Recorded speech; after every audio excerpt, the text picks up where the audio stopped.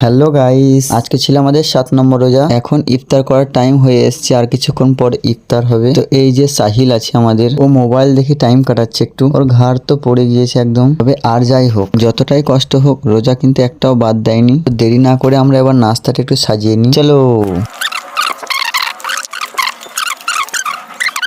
আমাদের নাস্তা সাজানো হয়ে গেছে অলরেডি। আমরা সবাই উজু করে বসে গিয়েছি, এবার মাগরিবের আজান দিবে। তো ভাই হাতে খেজুর নিয়ে বসে আছে। আজান দিল আর বিসমিল্লাহ শুরু হয়ে গিয়েছে। আমি ভিডিও করছি বলে সাহিল খেতে পারছে না। তো খাবার মাঝেই তোমাদের কিছু রিয়াকশন দেখাই।